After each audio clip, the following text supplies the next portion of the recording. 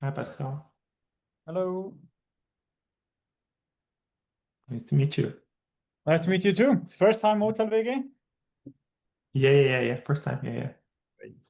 Great. I see you work at Datadog. That's right. Yeah. Very hard to miss. Let's give the others a few more minutes to join in. Sure.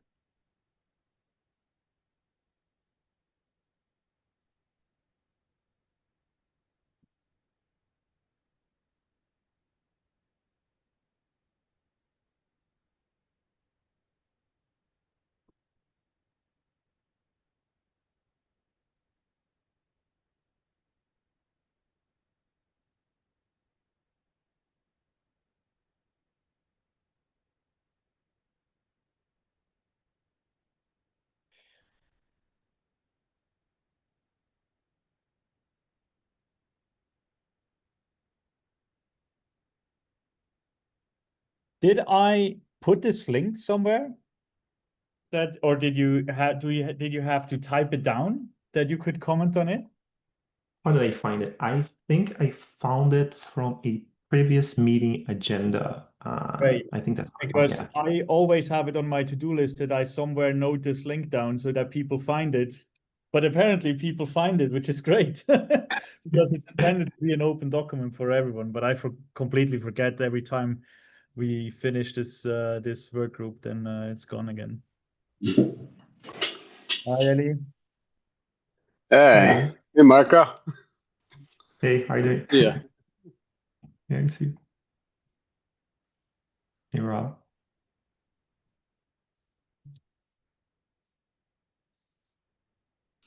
For this document, Pascal, it's kind of like it won't exist forever, right? It's not like a reference for the future, but I guess it is an ongoing discussion. So Yes. it makes sense to make it public. Like, I mean, that's yeah. my intention, or was my intention. Actually, you know what? Because I always forget it. Let's just do it now. Let's add this. What I mean is like it's kind of a project, not necessarily like a core part of the working group itself, right? It's more like the current ongoing active discussion. Yeah. Yeah. Yes. Yeah. So from this, we will then start working. Once this is done, we'll start working on an actual draft version of the open telemetry specification. It's just that we don't have to deal with syntax and everything. We just thought it's easier to just do in the sheets. Yeah, for sure. For sure. It is easy to So edit. I think we will leave this format anyway soon because graphical conf is creeping closer and closer, and it would actually be nice to have at least a draft of the actual specification format so that we can move this forward. But anyway, okay, let's start. Where is the agenda from today? There we go. Okay, so by being here, we all agree to the membership party and contribution guidelines and the code of conduct. I also have to tell you that this meeting will be published on YouTube and that we may use LLMs and AI to make notes for these meetings, which actually turned out great from the other work groups I'm in. Okay, let's start with the introduction of attendees. I'm Pascal. I'm the host today, and I work at Chili Cream. Valentine is not yet here, so let's continue with Ellie.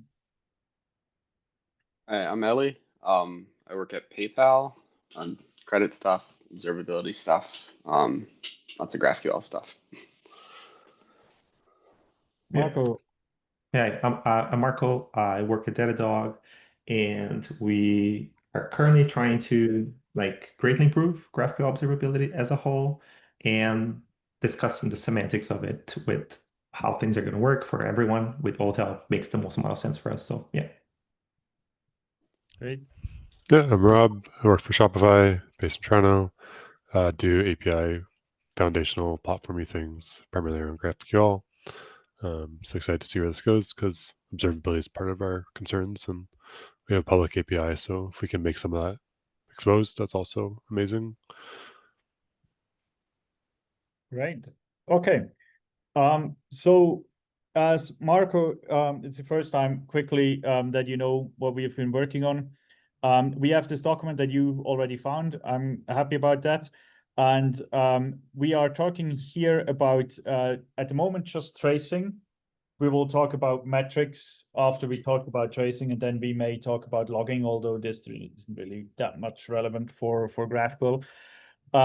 What we have already settled on, more or less, is that there will be a GraphQL root trace for an operation, which is called the GraphQL server operation. And there might be different parts, different other traces that we'll add for parsing, validation, variable coercion, and so on. And there might also be an actual execution trace. So when you think about this nested, you have the GraphQL operation trace, which is the root trace. You may or may not have an HTTP trace above. That's nothing that we concern about. That's a different part, different specification. So from our point of view, this is the root. And then we may have a few traces which have this as the parent, which could be the parsing, the validation, the variable coercion, and the execution. And then there will be something like a GraphQL server resolver trace. That's where we stopped last time and where we'll continue this time. We already settled on a few attributes that we want to set on the spans. That namely would be the operation name that the user has provided, the type, the hash, and the ID. And the other ones here, they become relevant when we talk about resolvers, right? Now, I believe we left off with the general consensus that we kind of need something like a resolver trace, but it would also be very bad if all of the resolvers in the schema or in an operation would be traced, because this just generates a lot of garbage, right? So I think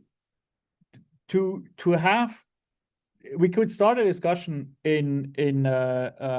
with the resolvers in what actually is going to be the span name of the resolver. That's the same discussion that we had about the GraphQL server operation name. We have a few issues there with the operation name, because we actually say that the GraphQL server operation name should include some metadata, some information about the actual GraphQL operation. And we also have the issue that this most likely is something that the user will provide in some cases. So we have a cardinality problem that we have to solve there. But technically, something like, I'm just typing an example here, something like foo query might be interesting to have. If we have a generic one, if we would just say that this is a query, then the whole tracing doesn't make much sense, right? You actually want to have the span name which says something about the operation that is executed. Maybe we also have a root field in here, but that's up for definition. Especially with anonymous queries, this would be very valuable. So now what do we do with the resolvers? Is this the selection name? Is this the field name? Is this the field coordinate? Is this the path that we have in the query to get there? So I guess the span name is the first thing that we have to figure out here. Yeah, I asked this question because I was trying to figure out, just in general, how OpenTelemetry names the span names, and I couldn't find it here. Like, do we normally try to do like an action verb or just what's happening? It doesn't seem like there's like a straight up guideline on like just naming spans in general. They just have to be representative and not high cardinality, right? But I think as long as they're easily be identifiable and they make sense, it seems like that's what I'm going for. Like, I might be incorrect with that. Like, I'm bringing this discussion because the operation is clear. Everyone knows, like, the graphical operation has an operation. The operation was executed. but the resolver is kind of the code that runs. The resolver is just resolving a field. And I guess this is a better question for like people maintaining large systems right now. Like, does it represent closely a field, or is it more tied to the execution of it? I'm not That's super attached to it. I just making sure we have like, yeah, go ahead. that's usually when we turn around and ask Trask, which is Yeah. the guy from the OTel Foundation, which Yeah. was part of the last couple of meetings. Got it. But We apparently can, couldn't make I it. think I think it requires defining like what is the span name, right? And to me, right, you have the span.name field, right, and that shows up in most observability platforms as like if I'm looking at a trace, I've got a bunch of spans, right? It's that thing that I see, and it might have a semantic prefix, but generally the span name is descriptive of what it's doing. So in this case, like for example, GraphQL.server.operation, right? It would be GraphQL.server.operation and then the operation name, or server.resolver and then the field that is being resolved. I know in REST it shows up as like post / whatever the path is. And so I Well, don't I see in don't. traces a reason that it has to be low cardinality. Necessarily. It depends what you want to do with it, right?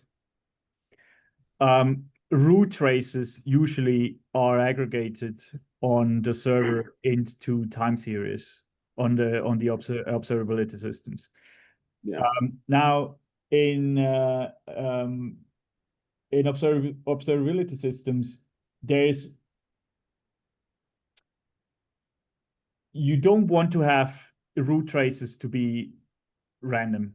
Like an ID should be marked as a variable. Otherwise, you break the system, or it just doesn't add that much value. You want to be able to search for an operation, which I think in this case is fine. GraphQL server resolver traces are not root traces. So I think we have more flexibility there. I'm not sure about cardinality, to be honest, how important it is to have a low cardinality span name for the resolver trace. I would have to read this up. But depending on what we choose, it would also not be high cardinality, because I know there can be 100,000 of fields in a graphical server, but still like a coordinate for a selected, like we don't trace all the fields. User.id is a field that we don't trace because it's a property or a field or whatever. It's going to be resolved very quickly. It's not something we're interested into. Right. But the fetch user by ID or user by ID resolver is actually a resolver we are interested into. So it's from this 100,000 fields, it's only a subset of fields that we actually want to trace, right? I think that was what Trask called out, was that there was a vulnerability against OTel for using the HTTP URL, right? Like the actual path in the effectively resource node, like the span name for HTTP requests, because it's attackable, because anything that runs random requests against your server would cause the cardinality of the metric to increase in costs, right? And so that's why all of the HTTP libraries today use the matched path from the router, because that is a finite list of values. But you know, and I think it's more of a question of like, how do we turn this into metrics? And GraphQL has a specific problem with the operation name in that it's client defined. And I know we've talked about, you know, persisted queries and stuff like that being a way to defend against that. But I don't know that we can get away from the operation, making the operation metric useful and not attackable by servers that don't limit the names of their operations. I would say servers that, Rob, do you have a public GraphQL API that everyone can call? Yes, a lot.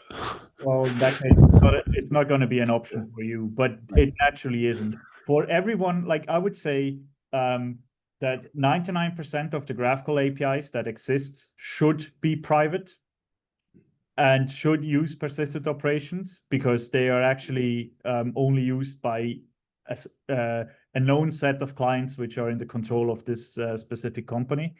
And from this 99%, probably 20 use or 5% use persistent operations.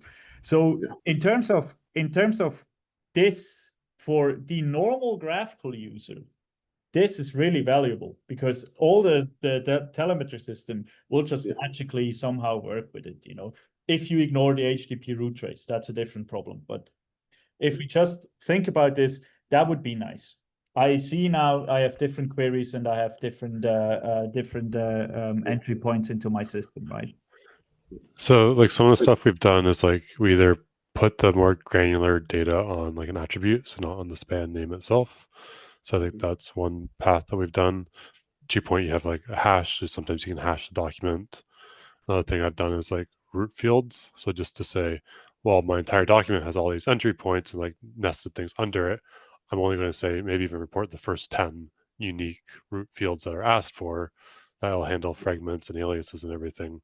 But like those are just the top entry points into my system that maybe alphabetically sorted such as like stable.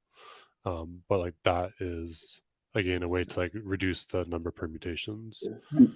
Especially as we get to resolvers and errors, right? Like that's definitely something that we're doing as PayPal as well. Like tracking availability at the operation level is very difficult because, well, what if 3 resolvers failed, 2 didn't, right? All of those classic GraphQL problems. But if you're looking at a lot of these metrics more at the resolver level than at the operation level, um, then you don't have issues with variable operation names. You don't have issues with counting multiple errors against a single operation. You end up in the GraphQL world with much more high quality telemetry when you do what you effectively do. I'm thinking about for your case, Rob, with the public graphical API, maybe in your case, it makes more sense to actually mark the root fields individually as graphical resolver spans and mark them as the entry points into the system. So maybe you don't even want a graphical operation trace, because for you it's individual fields which have the characteristic of someone requested it, right? It's not the operation itself. Yeah, it's a little bit tricky, and like we're trying to do look ahead. So like in some cases you have look aheads or like pre-query planning. So it's like sometimes outer field does a lot more work in some cases than other cases. So it's not always stable performance when you're just grouping by like type dot field or query root field. So like there's some variability there.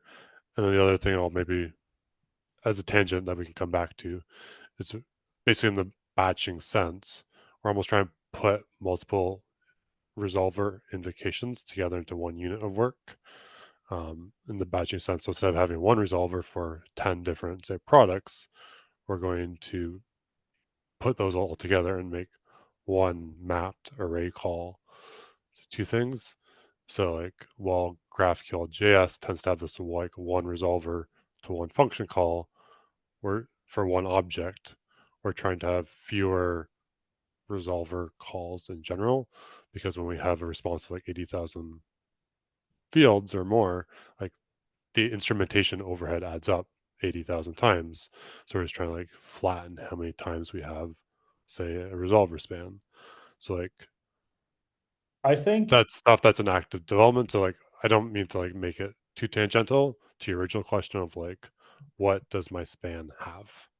Yeah, I think you're also very interested into GraphFast and the whole execution planning there, right? So I have once we are through with the normal graphical execution in the traditional sense, because I know there's different models, I think we should talk about how we think about graphical execution steps, because for GraphFast it's an execution step, but exactly the same thing we also have in the federated architectures. So you have a graph which has multiple subgraphs in Apollo Federation, in Fusion, in composite schema. It's the same patterns that you have there. But what you do is you do not do resolver executions. You say, I have an execution step which resolves this subtree. I have an execution step which resolves this subtree.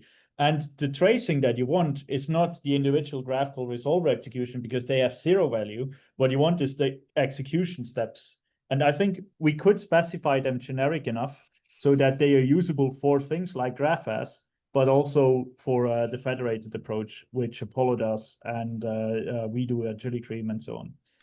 Like, I'm definitely open to it. I'd say like I think it's fair for the average basic scenario like GraphQL.js, which has like to your point, like a field name, a parent type, a coordinate, some other meta information. Like I think that's still valuable for like the default out of the box stuff. I'm just saying like it may not necessarily be like a required always there information. And that's the caveat I'll maybe throw out there. Yeah, yeah, I agree. I have a question for you, Rob. When you talk about batching, like resolving fields in batch and reducing the number of like execution calls, do you think that batching crosses the boundary between two root fields? Like if you're loading a bunch of users, would you batch them across root fields, or you think they're mostly constrained within a single root field execution? Uh, so like simplistically, we're exploring moving from a depth first resolver tree to breadth first. So in that scenario, like it is across multiple different subtrees basically. Um, but like even in the like data loader sense, it doesn't really matter where in the tree you are. It's just accumulating work to be done and then doing it in the future. Got it. So maybe So maybe I'm misunderstanding your question.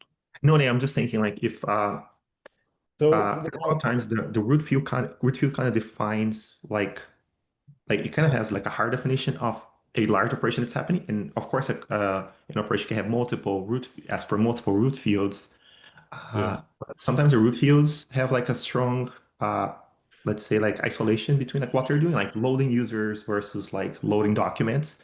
But if loading users and loading documents, they both internally load like, I don't know, the list of users, and you can kind of batch them together for like a single database call.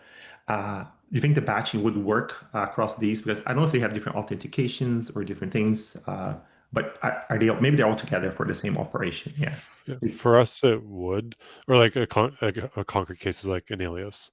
I may ask for two connections with different filter parameters. I could theoretically batch it in some way, Okay. so it's kind of still the same root, but the Yeah. alias Okay. Okay. results in different. you can think arguments. about it like this, Marco. There's 3 different execution models in graphical. In the root, we're not talking about GraphAst and batching. It's just there's 3 different execution models. You have mutations, which is sequential one after the other. You have subscription, where you can only have exactly one. So there will always be a root field and only one. And you can have queries. And queries are considered executable in parallel. So even if you have multiple root fields, they are considered to be executable in parallel. Now, how traditional graphical execution works is when you use data loaders, is that you execute as far as you can, and you batch up the work that you do. And once you are in a locked state, then you execute the batch. But it could be that you have a user by ID in the root, and that you have I don't know, a group, and then you have the group owner, which is a user, which is actually nested deeper. Maybe these two end up in the same batch to the database. You don't know. Yeah. Okay. So this is how the traditional data loader batching works. Is you Yeah. execute Okay. as far as you can, then you stop, you execute all the batches everywhere. Maybe you fetch users, maybe you fetch groups, and then you continue executing as fast as you can. Yeah. Okay. Makes sense. No, thanks for the explanation. Yeah. The reason I'm asking is because we like I'm thinking of this like it seems to me like maybe I'm correct. Like we have 3 different places where we would like to create maybe like let's say metrics for creating dashboards and alerts or something like that. Like at the operation level, because the operations is what you serve, and then at the root field level, because the root field is the first real entry point into your execution code.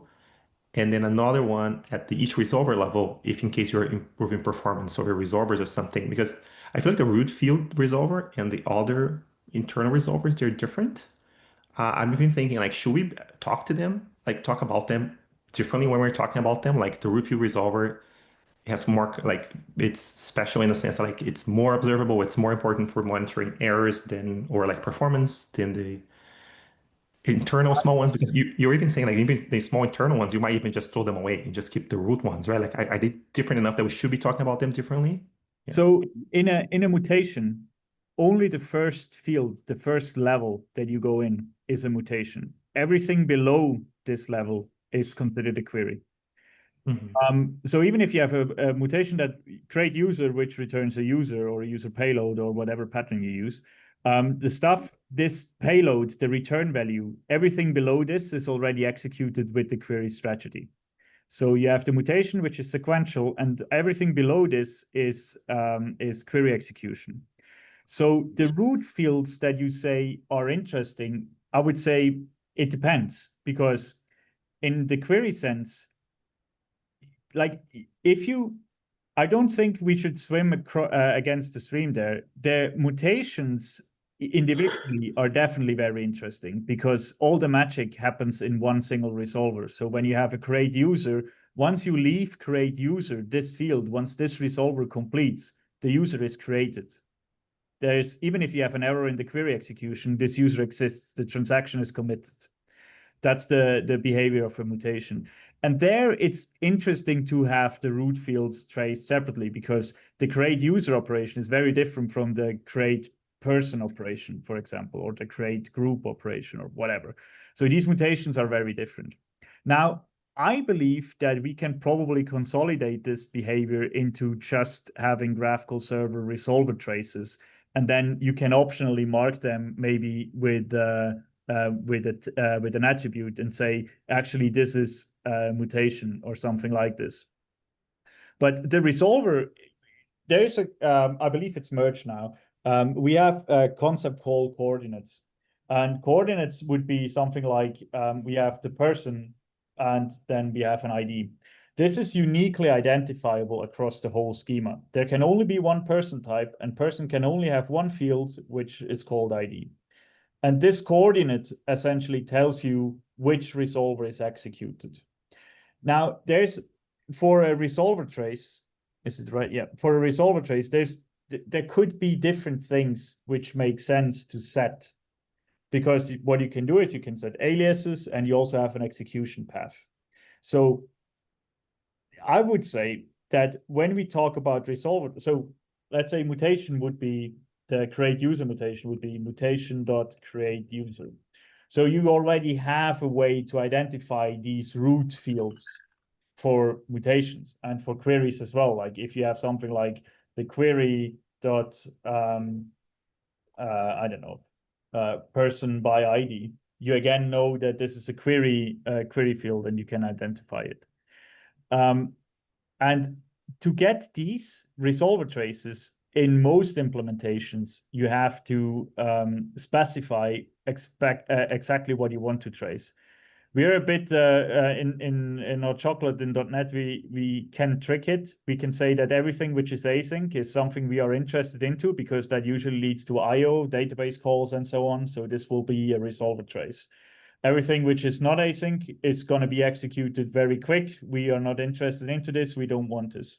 But in, for example, graphical JS, you actually have to say, I want to trace this field, and this field. So you could say, I want to trace all of the root fields of the query type, all of the root fields of the mutation type, and so on. And based on these traces, you could then render dashboards and so on. So I think the flexibility is that with this span, the user can actually tell what they are interested in tracing. They can say, I'm interested in tracing this field, and this field. You get you can get a for it. Because I think it makes sense. I'm just thinking like for our when we're talking about these two, because we understand that there's two modes, like the fields that we don't even care about and the fields that are like we really care about. We can keep them the same. We can have the attributes for it. But I feel like it's good for our understanding to think that like you said, some of these are like it's a mutation that I really, really care about if it errors. And some of these are like I'm resolving the ID of the user and I don't care about it. They're going to have the same type, name, attributes. They're going to be slightly different, but they're always It's just for like to facilitate our conversation. We know like there are different modes. Yeah. Okay, sounds good. Yeah. I think at the same time, like, I don't know if it's the role of the OTel spec to say which of your resolvers you should trace or not, and more of how should they be, like, how should each of your resolvers that you do trace show up and be tracked, right? And I think, and this is one of, yeah, it's definitely one of the challenges in JS. That it's hard to identify which one you should get, but like that should be really something that the implementations have configurable, etc. Like, and we need a better, we kind of need better implementation there. But at the end of the day, I don't think that really falls under the like from a spec perspective, we should think about, okay, yeah, the implementation needs to be able to identify XYZ, but fine, that's outside of the spec. For the ones that we decide that we're going to trace, they fit into X pattern, right? Yeah, and it's a conscious decision to trace a resolver because, like Rob, you said that sometimes you trace all of your field executions, which is very excessive. Yeah, it's right now everything's traced by default, and I'm trying to invert that to opt into tracing. Yeah, I mean, we timings. generally recommend people when they use hot chocolate to really don't do it, otherwise you have a really high Datadog bill. Yeah. we actually see a lot of success with 1 or 2 levels. We had a team who did 6. And that I was looking at, I was like, okay, at this point you're tracing things that don't matter. But 1 or 2 gives us really granular information in terms of like which top level resolvers are running. But like keeps the count low enough that it's still useful. I think it really depends on your Yeah. system, because it could make sense, or it does make sense for Europe, because you will have your reasons why you want to trace everything. So it does make sense for you to trace everything, and for Ellie it makes sense to trace 2 levels. And for us, we say we trace everything which has IO, which is important. So it's very dependent on the implementation and also your needs, what you want. So just generating, just specifying a thing that we can send, as open telemetry, and then it's up to the user to decide what actually they want. And identifying, like, these are the tags that we have there, right? In the end, which type this is, what the selection name is, and so on. That's up for discussion later. Um, I'm on a bit on the fence with the naming of this, because that could be the coordinate. It could also be person by ID. It could be the alias that you set. And I did some thinking about this, and this one is a problem because it has really high cardinality. This one is user driven and can also have high cardinality. And this one is it's protectable by the server. So if you have the coordinate, there's a limited set of coordinates that will ever be traced. So in my opinion, but I'm like, share yours, what makes the most sense is to probably say a graphical server resolver execution has happened, and it was the query.person field. So schema coordinates also have sometimes arguments if you talk about like argument schema coordinate. So I'm okay if we go ahead with this. I would just say like we should be explicit about like this does not include arguments or does include arguments, or even directives if you want to go even further, because like they So all kind of influence the end result. this coordinate is not a field coordinate. This coordinate is a coordinate for the argument ID. So this points, this doesn't exist as a graphical coordinate. Fair enough. I guess I would just emphasize like we're not caring about the permutation of arguments then. Yes, I would say so. So I guess I'm confused how arguments play into this at all. I mean, the way we trace this today is it's type name, field name. Yes, that's. And I'm wondering where that becomes a problem. It doesn't. I don't think it does. like Okay. arguably if you had like a list of 10 versus a list of 10,000, like there's the sizing argument aspect to it, or like a filtering versus Yeah. unfiltered on a data set that Yeah. has a factor that you could maybe try to group by, but you could argue it's Yeah. not critical in the average case. Yeah. What the way it ends up working for us is that because it's type name, field name, like it doesn't matter where in the schema it ends up, that resolver shows it, right? It's not coordinate based. And so, I mean, we have some crazy long type names because we do schema Every, prefix bucketing by domain. It's, but everyone has crazy type yeah, names. Somewhere in their schema, they hide it. yeah. Um, regarding the span, do you think should we be explicit and should we say that this is a graphical server resolver execution? Who was the person that you say return to this person and ask the question? Because if we're not confident, we can ask for their input in terms of the name. Yeah, Yeah, you can do that. Yeah. that's just my suggestion, but we can talk about it right now. Yeah.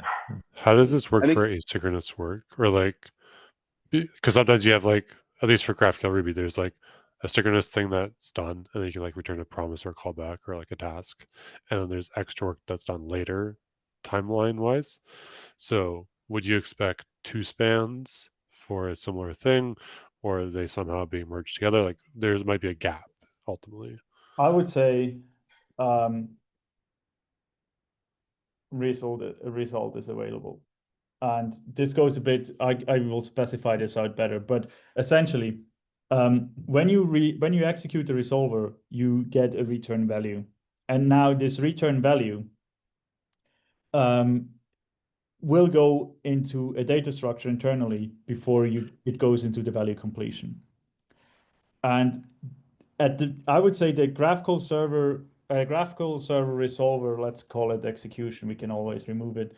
The graphical server resolver execution goes from the time the work started, so you call the function until you have this result value.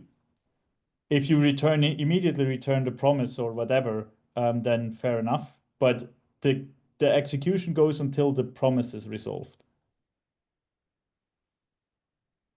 That's Fair enough. my, That's my fair. Yeah. Like it's slightly misleading. Like it's not necessarily doing continuous work, but like it's still not ready. So you're capturing that.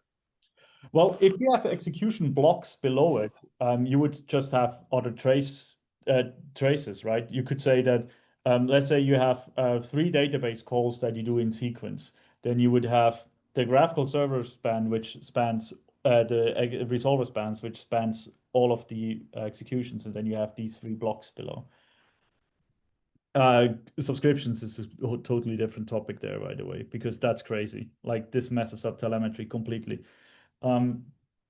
We probably have to work with links there, but different topic for a different day. Let's focus on mutations and queries because that's much simpler.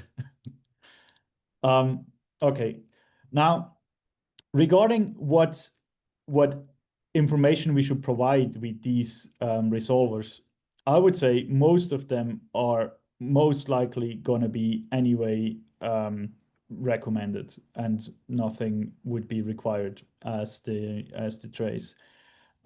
We could. The question is, what do we want to have as an attribute on it? What's valuable as an attribute for sure is the path. And the path would be we have person's 0, I don't know, address. So you know where in your graphical query this was resolved. So this resolver was executed in persons in the first element, the address. And then there's other things which are interesting, which would be the field name. So that this actually was the address field.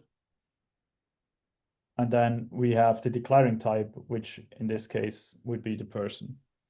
And with Can this, we rename that parent type? I just feel sorry. like parent type. I was asking to rename declaring type to be like parent type. Yeah, Like I just feel like when I read GraphQL JS, the word parent is more prevalent when I'm on a field. I'm not It's weird. like, is it the parent of a resolver? Is the parent of a resolver the type? Well, To me, is it a type it's in a field? Is it the type of the field? Is it the type of the field is in? The type of the field is the return type. Right. So why don't we just use type? Well, that's ambiguous. Is the type of Yeah. is it the returning type, or is it the declaring type, or the parent type, whatever we choose? But it's two different things, right? Because person dot address returns an address. So now we have person and we have address, which are both types, and they have very different meaning. One is the one that has the field on it, and the other one is what's returned from the resolver. Yeah. What is GraphQL? What is the OpenTelemetry GraphQL module return today? I'm looking at the GraphQL Check. spec to see like what they call this. They I don't do think there's reference, anything. yeah, they do reference parent types. But I agree that there's two types, right? Yeah.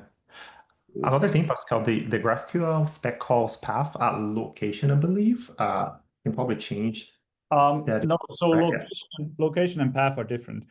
Okay. Location is where is the location of the syntax node. So you have your document, and the location is which row and which column your syntax node starts. So that's GraphQL AST. The path is the execution path. So where did you get there to the syntax node? Okay, got it. So what I see right now in the OpenTelemetry JS implementation for GraphQL is GraphQL.field.name, .path, and .type. It's weird. I don't even see a return. I think a return type is on. No, so I think the type is the return type We could here. we could argue that the return type is not necessary as a tag, big as an attribute, because the reason why we have the field name, the field name and the parent type name is that you can locate this in your schema. And once you have located it, you also know what arguments are there, you know what the return type is, you know everything, right? so to that point, I've personally struggled with like the is deprecated on the field because like that's also in the schema, and there are other Yes. things that are deprecatable, like arguments and other things. So I was wondering, in practice, like I understand why someone might annotate that. I just wondered if like because it doesn't cover everything that you want to do schema analysis on, should So this be there? the reason why I put is deprecated on there, it's not. I 100% agree. We can remove it. I don't care. Because it's schema information. And for most of the stuff, you anyway need schema analytics tools. I'm happy with removing this from the official specification. Although, depending on which telemetry system you use, this can actually be super helpful because you can search for all the graphical server traces which are deprecated and you know exactly which fields are still called that are deprecated. But Yeah. is it enough to only know deprecated fields, or do you want to know something more, which is saying this operation used something that was deprecated, whether that's input types, dot It's dot dot. it's very bad because it could also use a deprecated argument. And then you don't know that you actually use something which is deprecated. So it's very ambiguous what field dot is deprecated means. Like, yes, it's the field which is deprecated, but this doesn't help you because you need more information, which is schema based. You need to know, does this field use a deprecated argument? So is it on a deprecated type and all these things? Yeah. Okay. One other request would maybe be for the path. Could we use the like JSON array structure of like square bracket, string, integer? Does it like do we need to transform the path to be like slashes, or like I think it just in your example Um, online? the reason why we use so the path for an error is in the specification as strings or numbers. So you, for example, have hero, which is a string, hero friends, which is actually, I can just show you. That's the spec example, right? Yeah, yeah. Spec. So when we search here for errors, I guess then this is like in my mind. There's like a path, yeah, like that square bracket format is what I'm asking for. Oh, you want to like just print the string and use that? I want the value to be an array of string and integers. technically, with OpenTelemetry, I'm not sure how far this is, but you can have, so in the schema, in the OpenTelemetry schema, the value of an attribute is any value. So this could be a string, it could be an integer, it could be anything. But it can also be an object or a list. And if it's a list, it's a list of any values.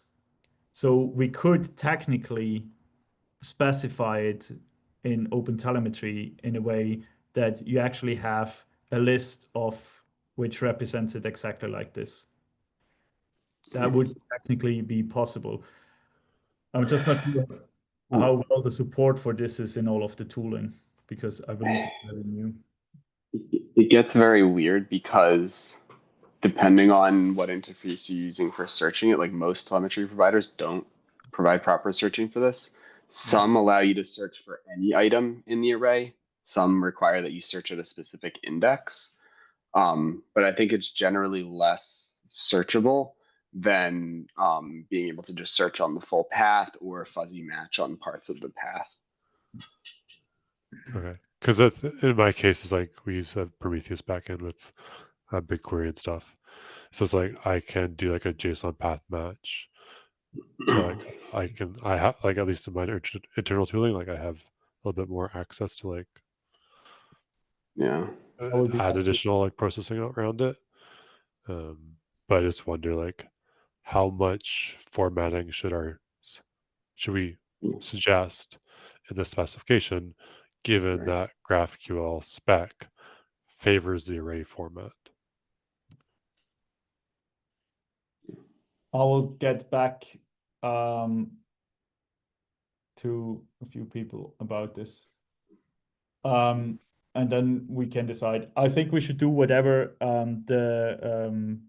the implementations, like we should check if there's a general concept of what implementations do.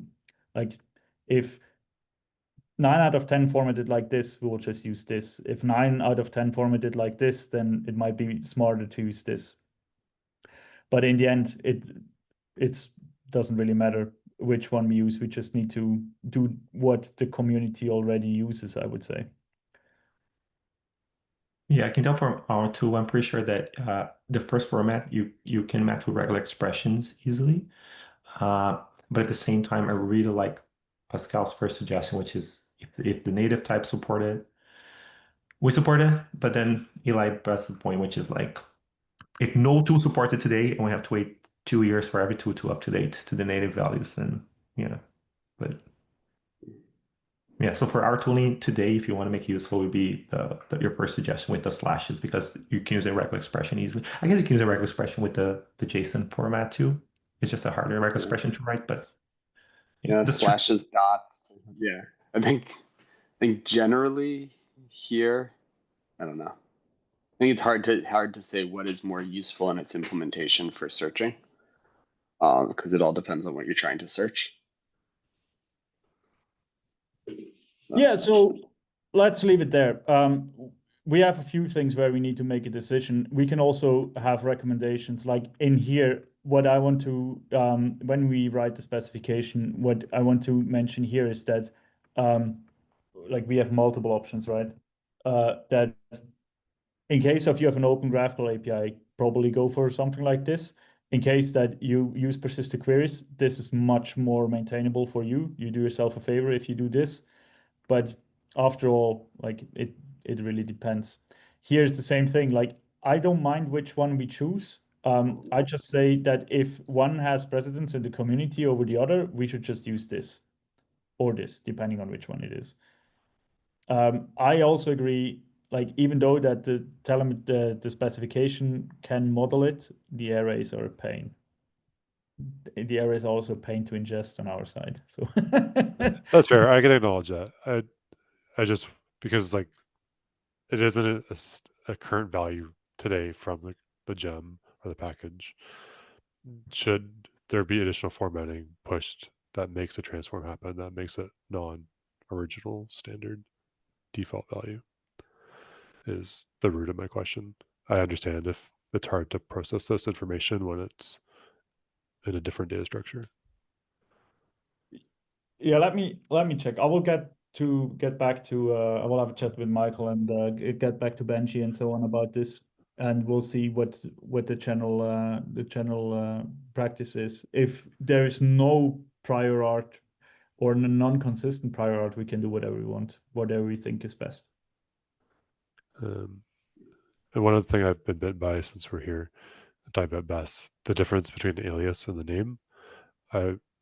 For line 21, I think we could maybe be more explicit about splitting out alias into its own attribute, maybe. I'd just say like you generally almost always at least want the original raw name, and then maybe you also report an alias. But I think in my mind, the name itself, the field name, should be recorded in some way. Oh, which we do on 23. Okay, never mind. I'm good. Please ignore me. Yep. Uh, I would say I would say so. Just to make, we also have the coordinate which encodes these two. I think I know we have duplicated information like this, but I think this actually adds much value because that allows you to correlate it, right? I'm saying this because like this. When you look at this, you can get all of the you can filter for all resolver executions of the type person. And with this, you can filter for all of resolving execution of person.address. So I think these two are very important so that you get everything from a type and you get everything from a specific field from a type. This one is just nice to have as information, right? So I would say when we put these on, I would say the coordinate is required, the person is required, and we can say that the field name should also be required, the raw field, the real field name. That's why I put it here under selection.field, right? Yeah, for my use cases, like the denormalized version with them concatenated is redundant because I can build enough tooling to make the person and address work separately and then group them by and do whatever you want. But if this version concatenated is immediately available, makes it easier for everyone else, that's fine. Just for my use case, it will be redundant. Yeah. I think this is just very common in the ecosystem already with the coordinates that you have something which identifies a field directly. I don't know about the Ruby implementation, but I think we just merged into GraphQL.js. Our Chocolate has it since years. GraphQL Java has it. So I think that's very common to have this representation as a coordinate in the GraphQL ecosystem. So Okay. I think I would miss it if it's not there encoded like this. Sounds good. The path is something that we could recommend, and the selection, I don't really know. Like, I'm not even sure if this is something that we should put into the specification. Like, what's the real value that you have when you have an alias? Like in most of the cases, this matches the field name. Yeah, I'm not sure when you would make a decision based on the name of the alias or the usage of any alias. Yeah. It could just be noise. To the point or the example I gave earlier, which like sometimes you have like two different filter expressions, almost like if you had like a workflow and you had two different columns or tabs. One tab show me everything in draft. One thing showed me everything in active state. Yeah. I might want to disambiguate one from the other. So one might have the draft alias, one might have the active alias. So like sometimes it at least helps me like tie a specific span to a specific part of the document. So like I can then more easily tell like what part of the document had that performance characteristics. I'm removing the ambiguity of like this span was for this specific part of the document. Because when you talk about path, I think they'd still have the same path because Yeah, it doesn't. I understand. Yeah. Actually, good point. Good point. I need to read it. I don't have this on the stack at the moment. Is the path the alias? Is the path the fields or the selection names? I assumed it was the selection names. So, okay. Yeah, I think Like it's it's like based on the document, which has like a cardinality. Hero friends, yeah, it's in there. Yeah, so it's the selection names. Okay, great. Okay, so in this case, let's keep it in, and we can say recommended. But like I guess just as a word of caution, when people do path matching, again because of aliases, you can't guarantee that you're catching everything.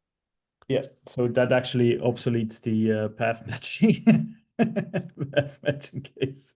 I mean, to reliably do it at least when you're not in control, because I could completely mess up your query on the backend by just adding a. But it's good. So this is good because when you have in this case you have an async resolver in under person. Let's say you have 10.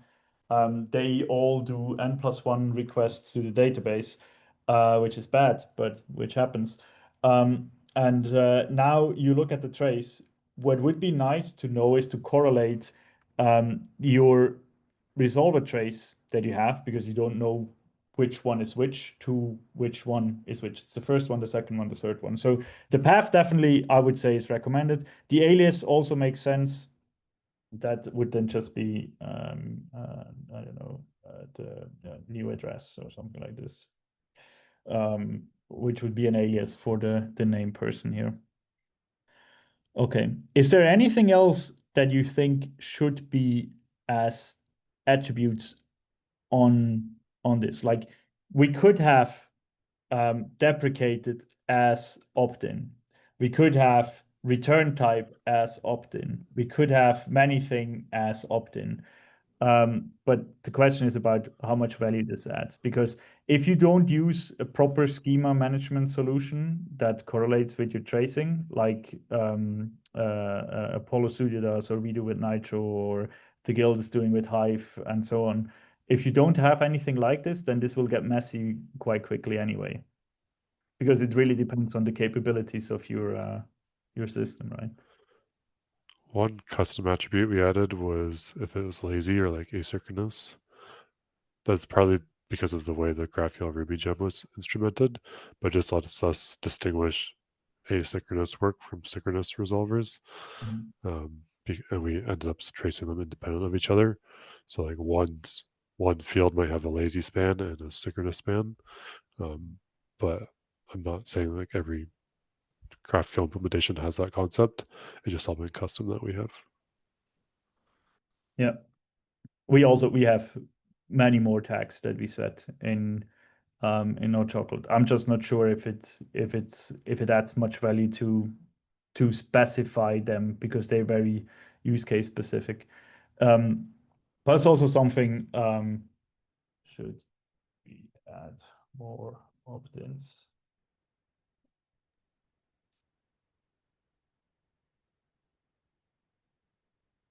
Like the one I suggested before the meeting was like, should we should we have an attribute saying that this is a root field or not? Like, does it make it easier for us to instrument and catch them on the other side and like filter by them? Yeah. Or like if you have an association to like there's a error path. Like we haven't really talked about errors in the name recently, so like we can talk about it in the next meeting. But sometimes even just like saying like this span had an error as a Mhm. flag or some association might be relevant. Yeah. Can we have a native error tag in like just high level semantics? No, I guess not, right? It's just on span events. Yeah. I don't know about the, but it's a very good point about the errors. I don't know about the proper OTel semantics here, but how is it called? Is it states called in HTTP, in the HTTP specification? Like a status code? Yeah, it's Yeah, not so to see the if it's a success. So we already have the success or failure natively on the span, right? That's isn't that Yeah. That's what I'm thinking. Like there's some native higher level attribute this span worked or not. Yeah. I think at least. I mean, maybe there's a reason for Robseam not to hard mark the span as failure, but I'm not sure. I'm not sure if there I is one. mean, Yeah. I'm blanking at the moment, so I'm not sure, but I'm pretty sure that the span has a span knows if it's a failed span or not. The I, status on the yeah, span. I think there's some association. I'm not super familiar with it off the top of my head. Yeah, it's so there's three status that span can have. It can be okay, it can be error, or it can be unset. So it's these three attributes that are natively on the span already. So I don't think that we have to mark a span as failed with a different attribute, because we can say that an error, like, okay, let's put it this way.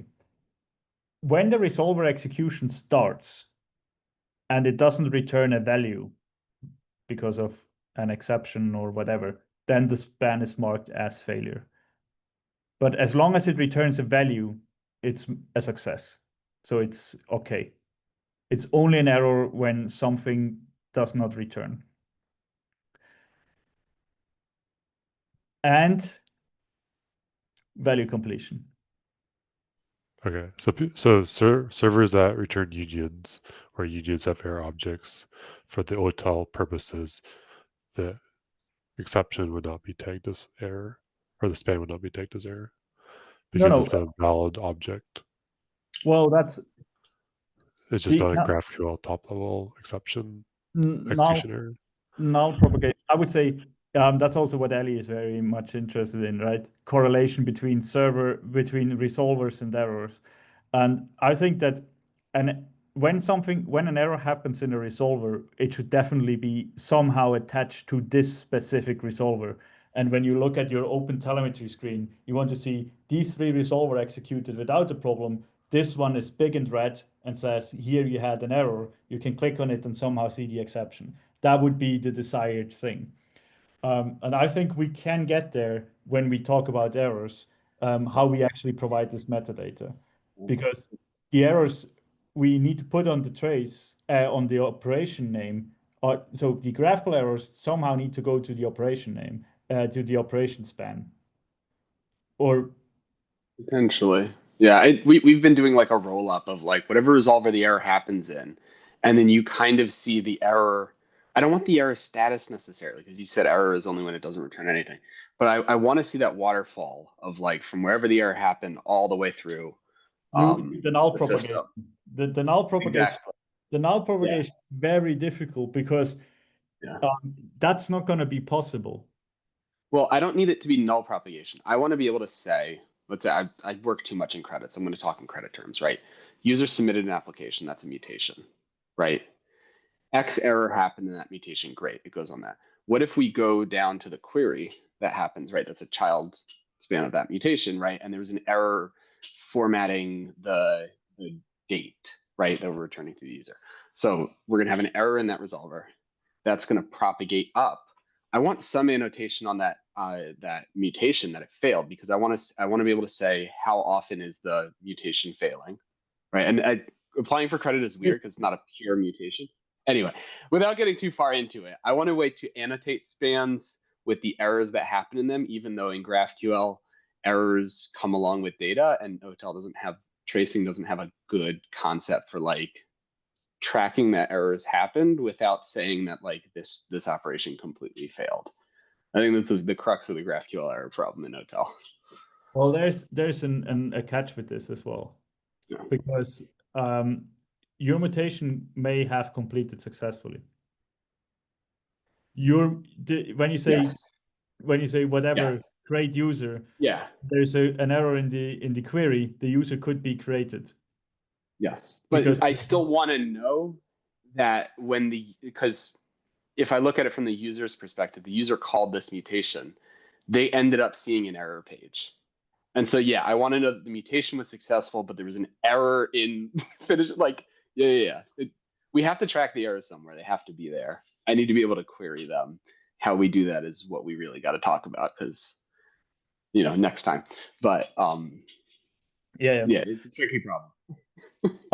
Let's tackle this. I think we have a very good understanding already what we want on the resolvers. I think we can also partially specify this.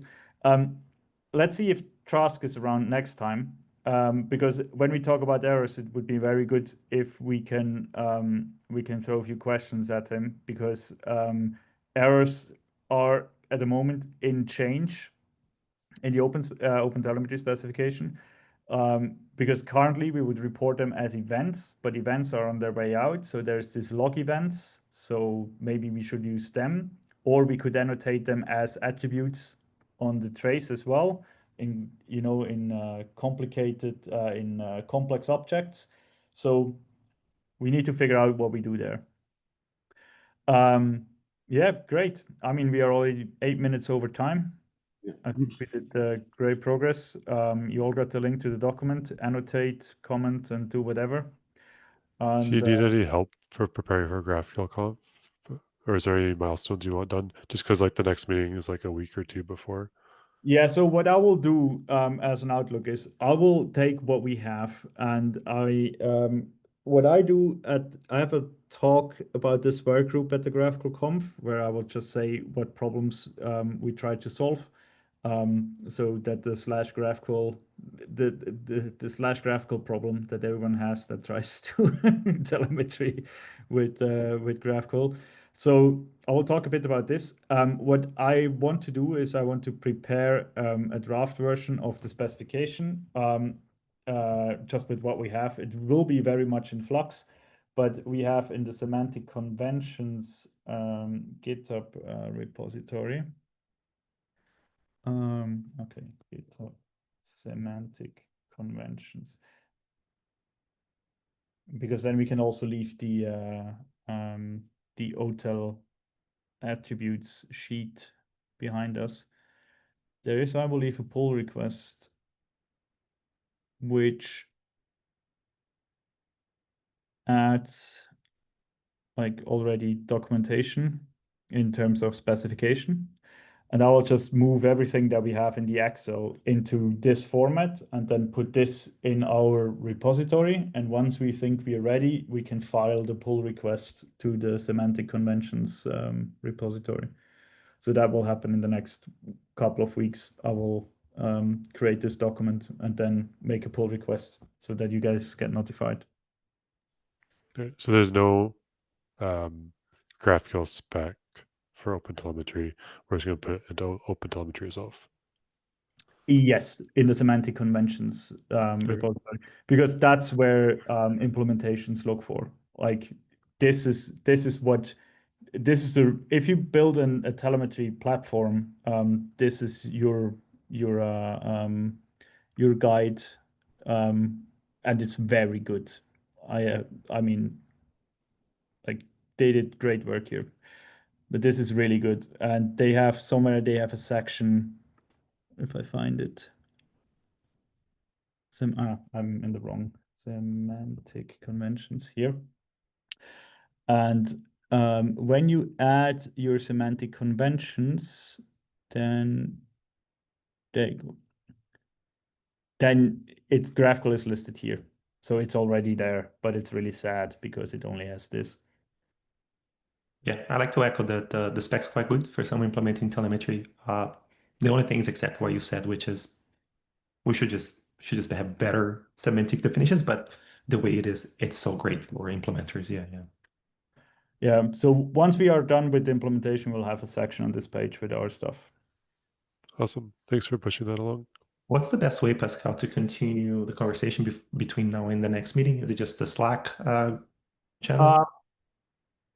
In the beginning, I asked if we need something for async communication, and I think the general idea is to just use GitHub.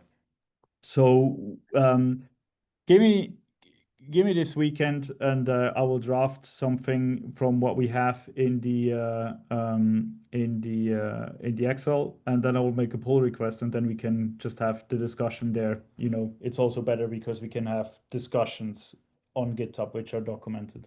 It's much better than what we have here with these threads. Sounds good. Yeah, I found the pull request, so I'll definitely watch the information there. And then, yeah, okay, sounds great. Thank you. Awesome. Cool. Then see you in a month. Bye-bye. Bye.